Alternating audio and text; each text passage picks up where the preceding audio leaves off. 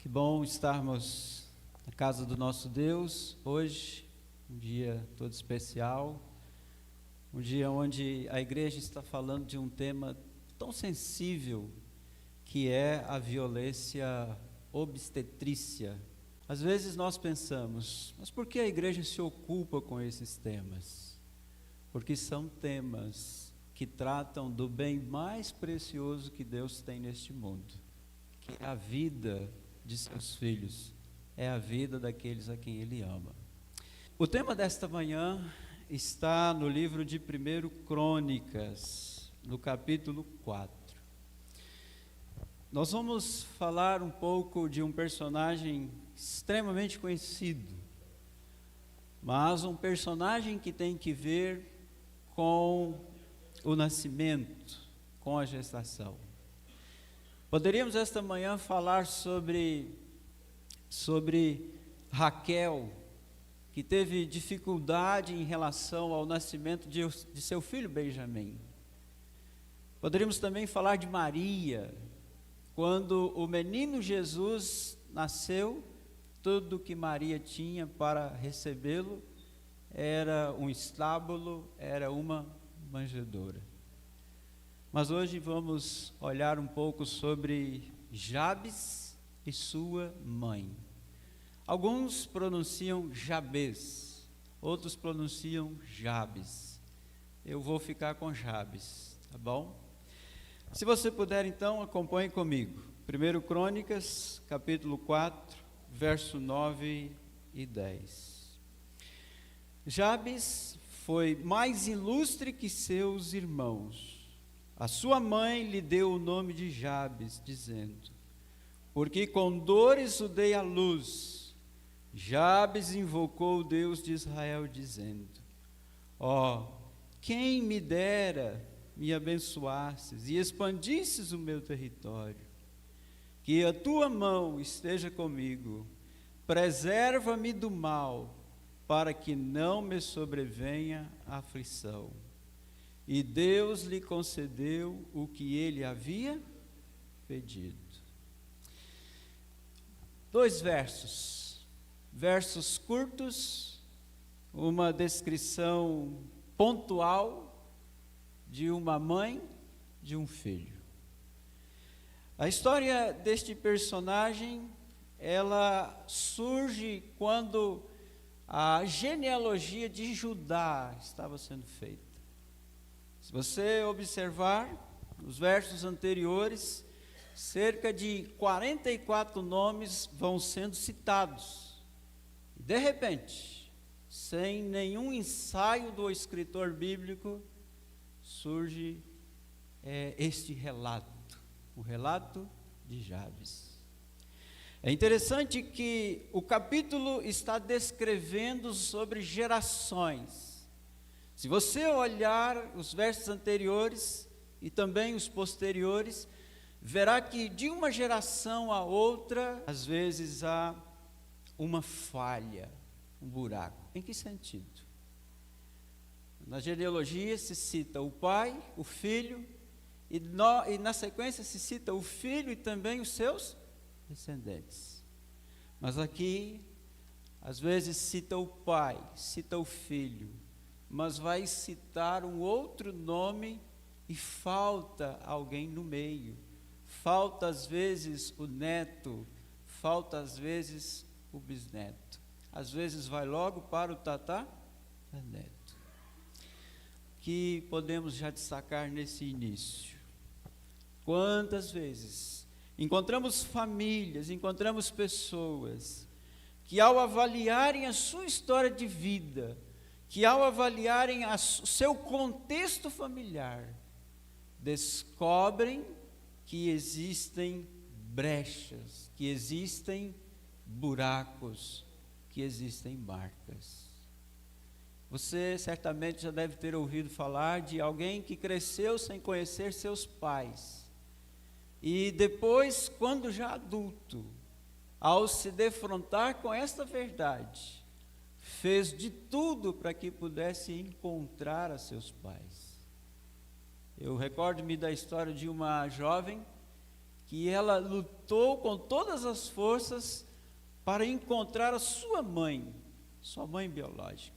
E a explicação que ela dava é porque havia um buraco em sua vida, havia uma ausência, e esta ausência precisava ser preenchida.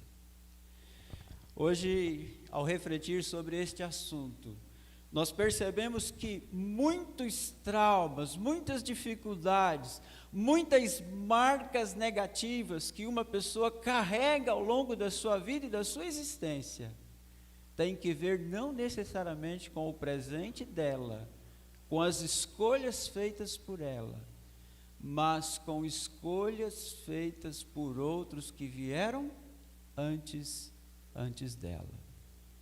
É por isso que não apenas a gestação, mas o planejamento familiar, ele é algo essencial para que uma criança ela receba tudo aquilo que é necessário para o seu crescimento e para que ela conheça a Deus e viva para a glória do Senhor.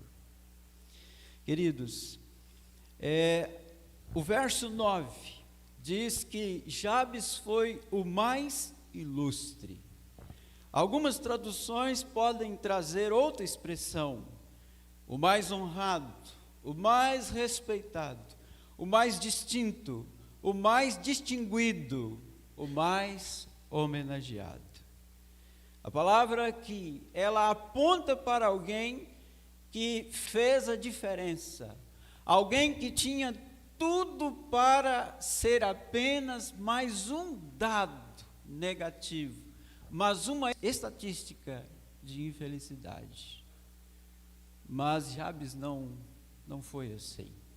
A história começa dizendo que este homem, ele foi alguém que fez a diferença, ele foi alguém que, mesmo vivendo num contexto desafiante, Jabes fez escolhas que fizeram a diferença. E você pode estar perguntando assim: pastor, mas que contexto desafiante é esse que Jabes viveu? Bem, de acordo com alguns estudiosos, alguns teólogos, a história desse personagem, ela se dá no período dos juízes, ela se dá naquele tempo, após o povo se estabelecer em Canaã, e então vir lá na frente os reis, e antes desses reis, o povo de Israel então era governado por juízes. E se você olhar o livro de Juízes, lá no capítulo 21, verso 25, você vai perceber que a descrição ali é que cada um fazia aquilo que achava o quê? Melhor, aquilo que achava mais certo.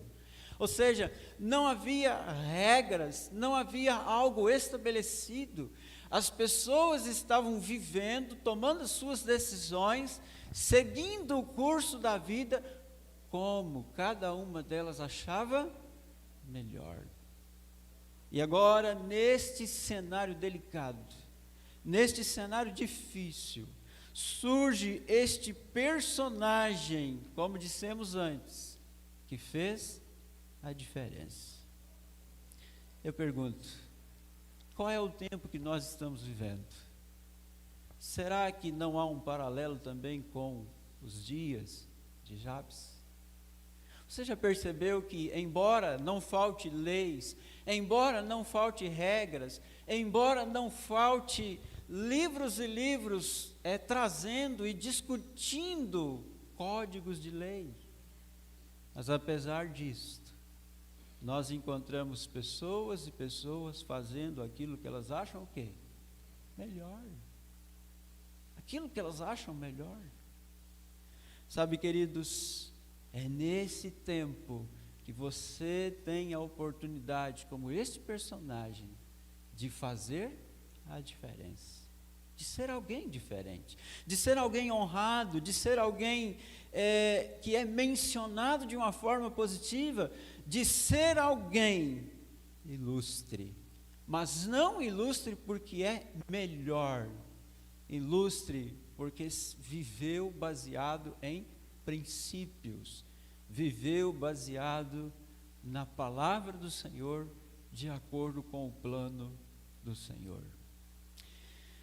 Nós olhamos para a história desse personagem e precisamos também nos lembrar de um outro personagem junto aqui, que é a sua mãe. Uma mulher citada, uma mulher que não aparece o seu nome, uma mulher que tudo que sabemos sobre ela é que ela foi alguém que lidou com dores, foi alguém que enfrentou a dor, foi alguém que surgiu de forma não identificada pelo seu nome, pela sua origem, pelo seu pai, pela sua mãe, mas ela simplesmente é descrita como uma mulher de sofrimento. Sabe, queridos, quantas pessoas neste mundo também não são como a mãe de Jabes? Mulheres que estão por aí, homens que estão por aí, anônimos na história, mas não são anônimos para a dor. Eles conhecem como ninguém o que é lidar com a dor, seja a dor física, seja a dor emocional, seja também a dor espiritual. Homens e mulheres que vão vivendo a sua vida calejados por aquilo que eles gostariam de não ser calejados, mas carregando aquilo que ninguém gostaria de carregar. Para estes homens e mulheres, há uma palavra do Senhor que precisa e que pode ser de grande conforto. Você conhece esse verso? Isaías 49:15. Porventura pode uma mulher esquecer-se tanto de seu filho que cria, que não se compadeça dele, do filho de seu ventre? Mas ainda que esta se esquecesse dele, contudo o quê? Eu não me esquecerei de ti. Você pode ser anônimo para as pessoas, você pode carregar os seus fardos aparentemente sozinho, você pode estar neste momento travando uma batalha com as suas dores emocionais, mas você não está sozinho, você não está sozinho. Você não está sozinho, há um Deus ao seu lado. Essa semana eu conversava com uma pessoa e ela me dizia por telefone: pastor, às vezes bate uma angústia, às vezes surge uma tristeza, eu não sei de onde vem isso. Pastor, é uma vontade de sair pelo mundo correndo. Uma vontade, pastor, de não mais estar nessa terra, porque me sinto sozinha. Você já se sentiu assim? Sozinho? Eu me recordo que no tempo da comportagem, quando às vezes eu e a Cléria, andando, viajando, trabalhando em cidades, uma ocasião estávamos trabalhando numa cidade mineira, que não havia muitos irmãos ali, havia uma igreja, e o membro mais próximo daquela igreja era um cadeirante, e tinha que se buscar ele a uma certa distância no sábado. E certa noite, Cléria estava dormindo, e eu acordado, olhando ela dormindo e pensando: meu Deus, estamos sozinhos, longe a quilômetros da família, a quilômetros de distância das pessoas que eram referências para nós, que são referências para nós, e ali estávamos nos sentindo completamente sozinhos e isolados, até que o Senhor, naquela noite, Ele disse: vocês não estão sozinhos, você não está sozinho.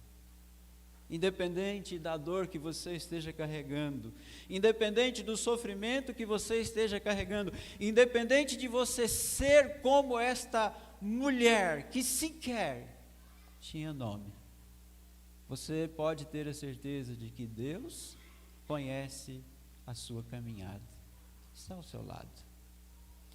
Sabe, queridos, esta mulher deu a este filho um nome que talvez você não gostaria de ter.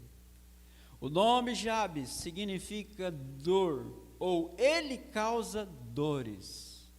Nos tempos bíblicos, normalmente o nome estava sempre relacionado ao caráter de quem o tinha, ou aquilo que se esperava para aquela criança quando adulta.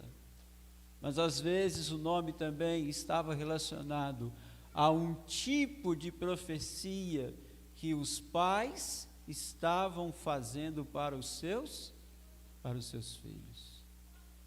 Você certamente já ouviu ou já encontrou na palavra de Deus algumas histórias assim. Jacó teve seu nome mudado, e Benjamim também teve o seu nome mudado. Quando ele nasceu, sua mãe lhe deu o nome de Benoni, filho da minha dor. Mas o seu pai colocou o nome de Benjamim, filho da felicidade. Agora nós olhamos para o personagem Jabes.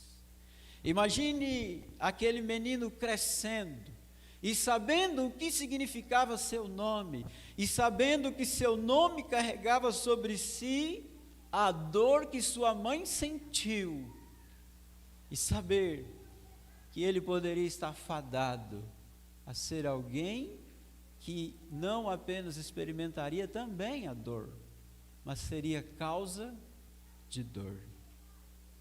Sabe, queridos, quando nós olhamos para este momento aqui, nós podemos pensar em quantas crianças que vêm a este mundo e que não são planejadas, em quantos filhos que vêm a este mundo e que não são desejados, em quantos filhos que estão crescendo e que seus pais olham para eles e os associam com algo ruim que lhes aconteceu lá atrás.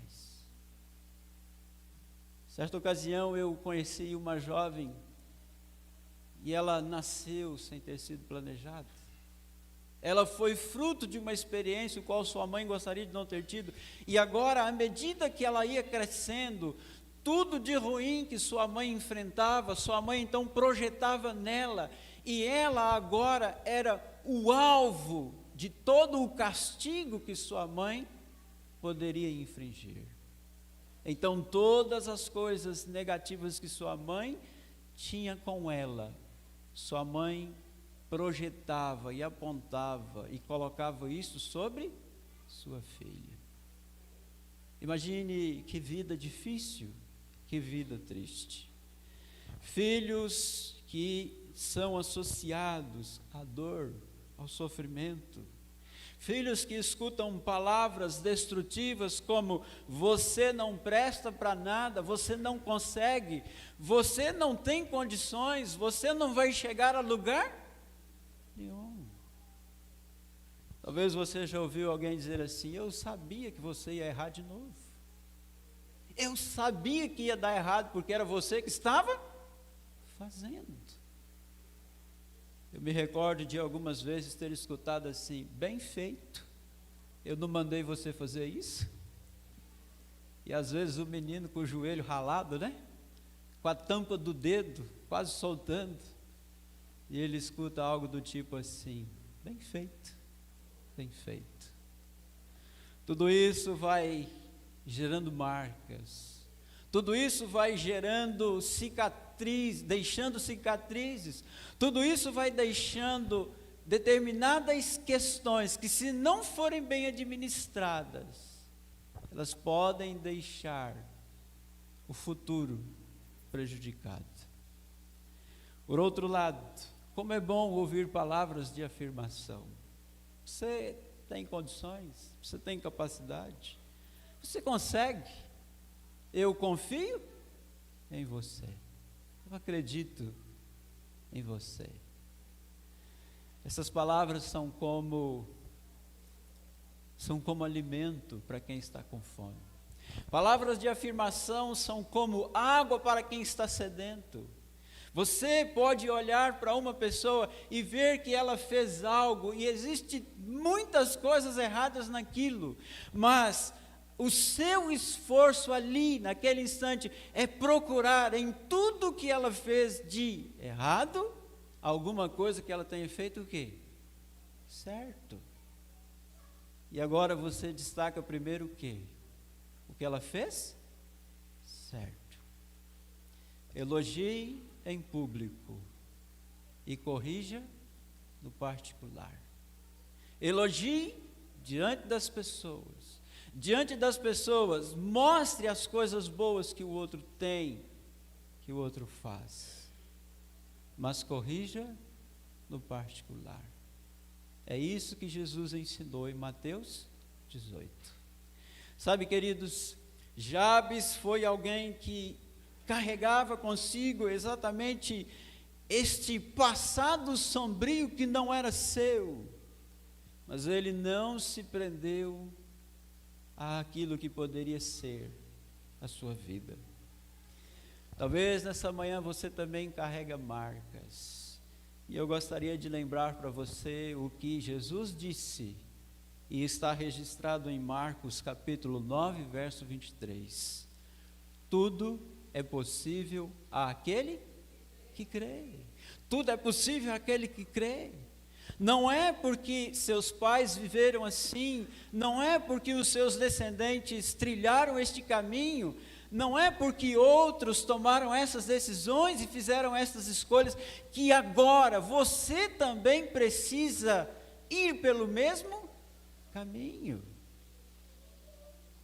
Outro dia eu ouvi uma mãe dizendo assim: olha, eu estou fazendo com meu filho tudo quanto minha mãe fazia comigo, e tudo quanto minha mãe fazia comigo eu não gostava, eu a criticava, eu sofri por causa dessas escolhas, e agora eu me vejo também tendo o mesmo comportamento. Mas a palavra do Senhor diz: tudo é possível àquele. Isso pode ser mudado, isso pode ser transformado, esse caminho pode ser corrigido, essa trajetória pode ser modificada. Você pode mudar tudo isso com a graça e o poder de Deus, porque sozinhos nós não conseguimos, sozinhos nós não temos força alguma, sozinhos nós seguiremos apenas fazendo escolhas erradas e colhendo as consequências amargas dessas escolhas. Mas o que fez a diferença na vida desse personagem? E aqui eu gostaria de chamar a sua atenção, porque está a parte principal da descrição deste homem. Jabes fez algo que definiu a sua vida. O verso 10 diz que Jabes invocou o Deus de Israel. Em outras palavras, Jabes orou, Jabes buscou ao Deus verdadeiro, Jabes se colocou na presença de Deus e apresentou a Deus a sua necessidade. Sabe, queridos, nós conhecemos muito da teoria da oração. Nós sabemos decifrar, às vezes, o Pai Nosso. Às vezes sabemos e temos um sermão a respeito do Pai Nosso. Mas será que nós estamos orando o suficiente? Será que nós estamos falando com Deus tanto quanto poderíamos ou deveríamos estar falando? E eu fico pensando, irmãos, quantas vezes a gente se levanta pela manhã e na correria da vida a gente se levanta e pouco fala com Deus, e na correria da vida a gente às vezes conversa com Deus já com a mão na maçaneta, e às vezes a gente conversa com Deus com a chave da ignição do carro, pronto para sair. E a oração é um relacionamento. E a oração é uma conversa com aquele que é o nosso melhor amigo. E a oração é abrir o coração a Deus como um amigo, e a oração é tudo aquilo que nós mais necessitamos. Um outro personagem, um outro autor, Max Lucado, ele diz que o poder da oração não está naquele que a faz, mas o poder da oração está naquele que escuta. Então, por que precisamos orar? Precisamos orar, não é porque nós tenhamos qualquer tipo de capacidade, mas é porque Deus que escuta essa oração, Ele tem toda capacidade. Você tem orado? Você tem lutado com Deus em oração? Você se lembra de Jacó no Val do Jaboque? Você se lembra que a vida de Jacó, ela teve alguns momentos marcantes, e esses momentos marcantes sempre foram pontuados pela oração. O primeiro deles, Jacó estava com a cabeça sobre uma pedra, Jacó havia feito algo de ruim, Jacó estava pensando que o seu futuro estava destruído, e à noite o Senhor então lhe apareceu, e Jacó fez a Deus uma oração de entrega, uma oração de consagração. Passado alguns anos, 20 anos depois, lá está Jacó no Val do Jaboque, lá está aquele homem outra vez em oração, lá está aquele homem outra vez lutando. Quantas vezes a gente passa uma noite lutando, mas não é em oração?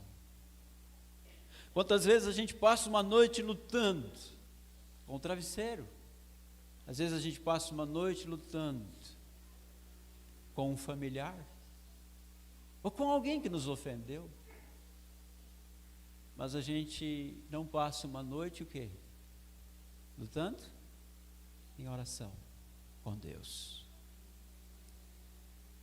Jabes fez a diferença, porque ele orou. Algo pequeno. Jabes orou. E qual foi o conteúdo de sua oração? Ele pediu a Deus que o abençoasse. Ele foi direto ao ponto. Ele não fez rodeios. Jabes foi direto ao ponto. Jabes, ele diz assim: Senhor, peço que me abençoes. Jabes não fez aquele floreio que às vezes alguns fazem. Jabes não fez aquela introdução longa. Jabes simplesmente olhou para Deus e disse: Senhor, peço que me abençoes. Talvez isso possa parecer um pedido que egoísta, especialmente quando vivemos em tempos da teologia da prosperidade. Talvez isto possa parecer um pedido o qual Jabes não pensava na vontade de Deus, mas ele pensava sim nos seus desejos. Mas a grande verdade é que Jabes não estava pensando em si. Antes de falar sobre o que ele estava pensando, eu achei essa semana, enquanto pesquisava para esse assunto, um pensamento de Ellen G. White sobre a oração, um dos vários. E esse pensamento diz assim: ouça, aprendei a orar breve e direto ao ponto, pedindo justo aquilo que necessitais. Aprendei a orar direto ao ponto, justo aquilo que necessitais. Você lembra da oração de Pedro, quando ele estava afundando? Você lembra? Pedro estava afundando. Pedro começou a andar sobre as águas, porque ele viu Jesus.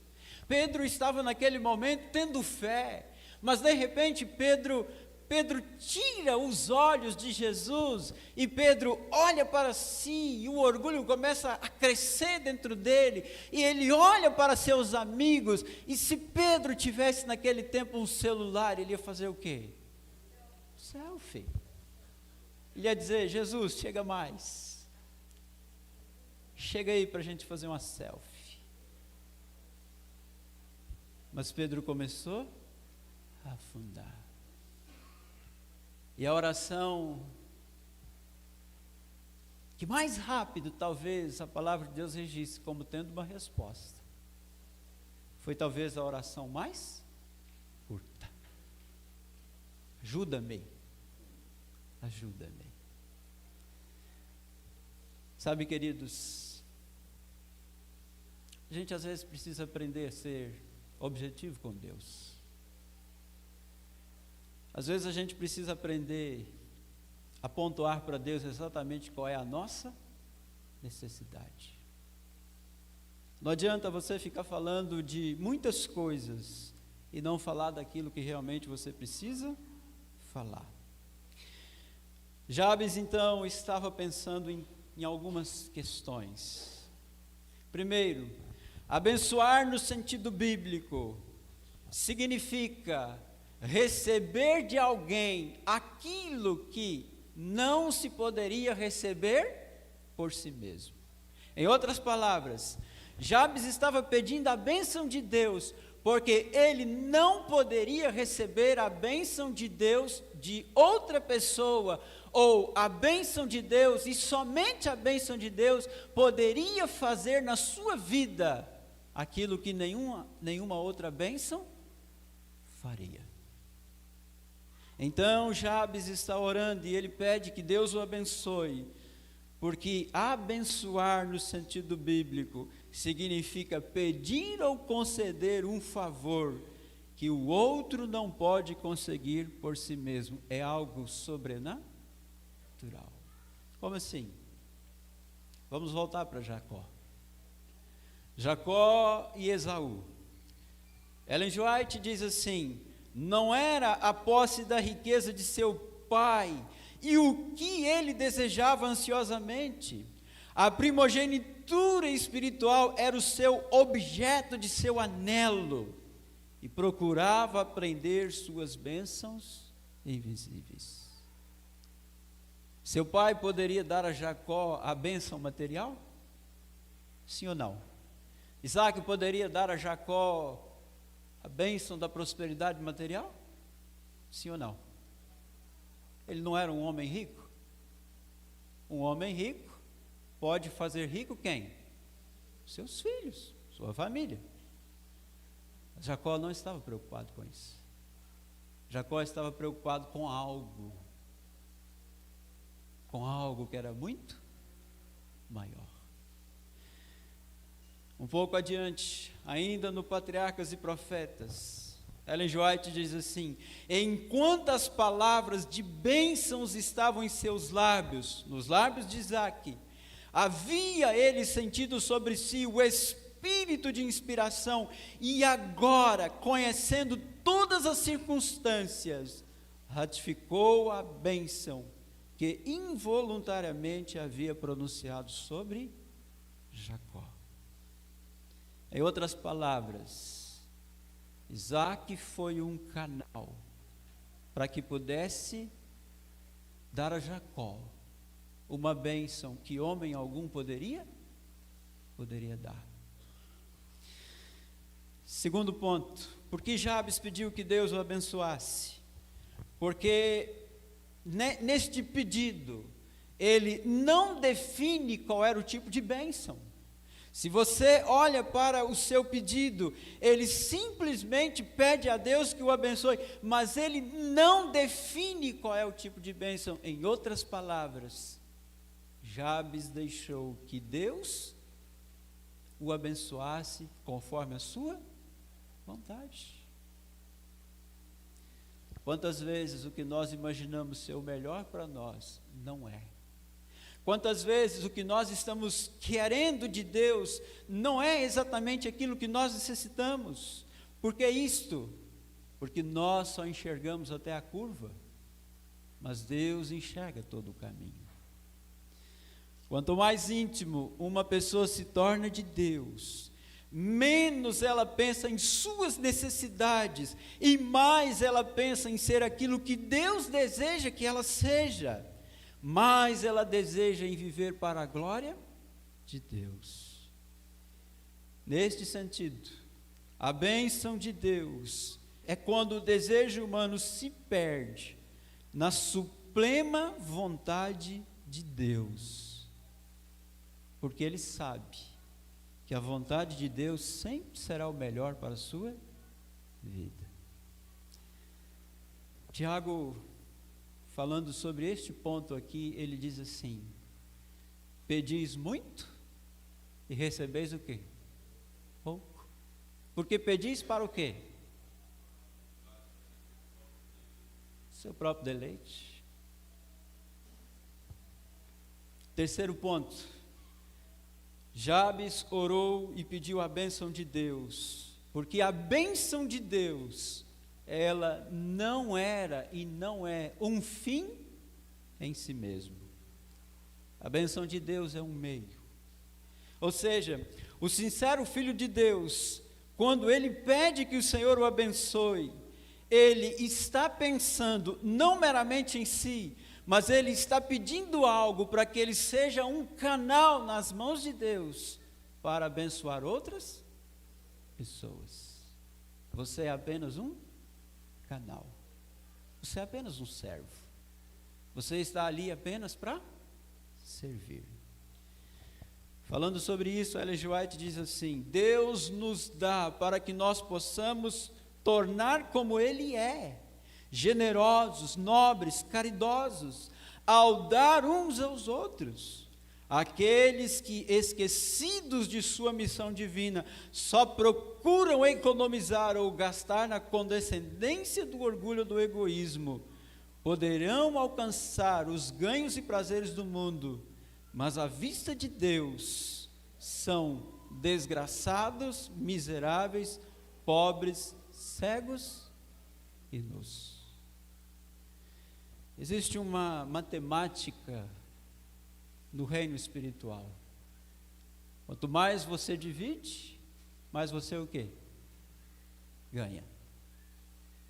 Quanto mais você divide, mais você ganha. Quanto mais você retém, mais você perde.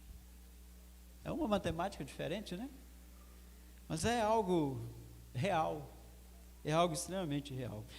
Há muito tempo atrás, numa entrevista, perguntaram para Milton Afonso qual era o segredo de seu sucesso. E ele respondeu: aprendi a confiar na providência de Deus e a avançar confiantemente. Muitas vezes ignoro os números do orçamento e nem mesmo sei quanto temos em caixa. Mas, se Deus me inspira a fazer uma doação, faço-a, independente de qualquer outra situação, porque sei que Deus é o provedor. Eu nunca retenho o que recebo, por isso recebo sempre mais. Você quer receber mais? De vida. De vida. Pense, por exemplo, numa pessoa que tem o dom de cantar. Mas ela começa a cantar. E à medida que ela canta para a glória de Deus, primeiro, esse louvor vai abençoar a vida de outras pessoas. E segundo, ela vai crescer em relação a esse dom. Ela vai se desenvolver em relação a esta habilidade que o Senhor deu a ela. Mas se ela prefere cantar para si, se ela prefere usar isso para si, ela pode ser aplaudida neste mundo, mas não será aplaudida onde? No céu. O outro pedido que este homem fez foi: que expandas o meu território. Veja, Jabes aqui está pedindo ao Senhor que pudesse alargar as suas fronteiras. Em outras palavras, Jabes não queria que a bênção de Deus ficasse apenas como estava, mas que ela pudesse crescer e assim ele fosse uma influência, ele fosse alguém que pudesse abençoar outros, ainda que estivessem distantes. Eu pergunto, quando você quer algo para abençoar outros, ou você quer algo apenas para abençoar você? O terceiro pedido deste homem: e te peço que me preserves o quê? Aliás, que a tua mão seja comigo. Jabes pede a Deus que a mão de Deus o acompanhasse, porque ele sabia que o maior desafio de uma escalada não é chegar ao topo, mas é quando chegar ao topo o quê? Lá ficar. Sabia? Normalmente quando a gente luta por algo, a gente se dedica, faz o nosso melhor, corre atrás de recursos, faz todas as coisas que estão ao nosso alcance e até aquilo que não está ao nosso alcance. Mas a natureza humana, ela tem uma tendência. Quando você alcança aquele objetivo, a natureza humana tem a tendência de relaxar. E é aqui que está o perigo. E é aqui que está o problema. Quando é que Davi caiu? Quando ele estava no campo de batalha? Quando ele estava com a espada na mão, lutando as guerras do Senhor? Quando é que ele caiu? Quando lá no topo, Davi relaxou. Jabes sabia que ele não poderia relaxar. Ele sabia que se Deus não estivesse à sua frente, ele não teria sabedoria para lidar com as bênçãos de Deus e iria naufragar no mar da vida. E agora então chegamos ao último pedido desse personagem: que me preserves do mal. Sabe, meus irmãos, aqui está algo extraordinário para aquele que anda na vida cristã. A oração de Jabes, ela está pensando inicialmente num contexto espiritual. Pergunto a você: nós estamos lutando contra o quê? Qual é a nossa luta? A nossa luta é para ganhar o salário do mês? A nossa luta é contra aquele vizinho chato que bota o som alto até 2 da manhã? A nossa luta é contra o marido que bebe, ou a esposa que espragueja toda hora? Às vezes a gente acha que a nossa luta é física. Às vezes nós pensamos que a nossa luta é puramente aqui, no horizontal. Nossa luta não é no horizontal. Nossa luta é no vertical, espiritual. Jabes sabia que quanto mais ele avançava para a glória de Deus, mais no terreno do inimigo ele estaria pisando, não de forma a estar brincando, mas que para conquistar para Deus você precisa tirar do terreno de quem? Do inimigo. É por isso que às vezes na caminhada cristã a gente se perde. Porque nós achamos que a caminhada cristã é um conto de fadas. Não. A vida cristã é um negócio muito mais sério do que às vezes a gente pensa. A vida cristã é você lutar contra as forças espirituais deste mundo, as potestades. E não se engane, Satanás ele tem a ordem da desordem. Ele é tão organizado para desorganizar que às vezes a gente brinca achando que não é assim. Quando você se levanta para conquistar alguém para o reino de Deus, Satanás irá se levantar para derrubar você, para puxar você para trás. Quando você sai de casa pela manhã e vai ao trabalho, tudo que Satanás quer que você pense é que naquele dia você está apenas indo ganhar mais um dia. Não é isso. Você está indo para representar Deus. As pessoas passarão por você e verão em você a influência do Espírito de Deus e dirão a você algo diferente há em você e você não vai saber responder. O anjo de Deus lhe acompanhará. O Senhor estará ao seu lado. Por isso que é uma batalha espiritual e não física. E para tomar as decisões do campo físico, nós precisamos de ter discernimento espiritual. E aqui está algo, irmãos, que às vezes a gente não busca no Senhor. Discernimento espiritual. A gente vai lidando com as coisas como se fosse tudo carne e sangue. E não é assim. Porque primeiro, nós lutamos contra o próprio eu. E segundo, lutamos contra aquele que quer estimular o nosso eu a não viver para a glória de Deus. Você tem lutado no contexto certo? O último pedido de Jabes reflete aquilo que nós precisamos levar conosco essa manhã. Nós estamos num campo de batalha. E as armas que Deus nos deixou, a oração, o estudo da Bíblia, a comunhão com Ele, a comunhão com os irmãos, viver bem, ter o fruto do Espírito. Mas o inimigo tem outras armas. O inimigo sabe que dentro de cada um de nós há uma necessidade de adorar a Deus. Então ele faz de tudo para nos distrair, para que nós não adoremos a Deus.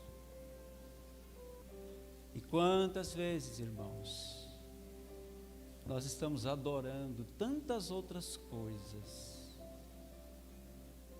mas estamos tranquilos porque temos o nosso nome no livro da igreja. Não é isso. O nome tem que estar lá no livro da vida. O nome tem que estar no livro do céu. O nome tem que estar registrado diante de Cristo. E é isso que importa. Você se identifica com Jabes?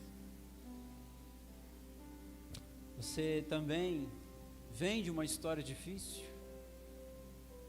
Você pode trilhar um caminho diferente. Você só precisa orar, depender de Deus, se colocar nas mãos dele e deixar que ele te use, sabendo que à medida que ele te usar, você será alvo de Satanás. Mas você, por meio da oração, pode se esconder atrás de Cristo, atrás de Jesus. Você estará seguro se você estiver atrás de Jesus. Você quer isso? Você quer estar atrás de Cristo? Eu quero orar com você nesse momento. Pedir que você fique em pé. Querido Pai, é atrás do Senhor que nesta manhã, neste dia, nós precisamos nos esconder. Não é atrás do nosso passado, não é atrás das marcas, quem sabe, de uma infância difícil, de um ferimento que recebemos. Não. É atrás do Senhor que nós necessitamos estar. Porque só o Senhor é capaz de vencer este inimigo. Só o Senhor é capaz de nos guardar, de nos proteger. É capaz, ó Deus, de nos fazer viver para a Tua glória. Senhor, nos ajude a estar escondidos atrás de Ti. Por favor.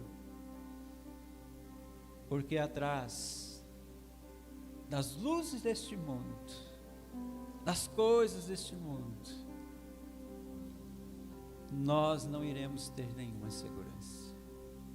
Então nos ajude. em nome de Jesus.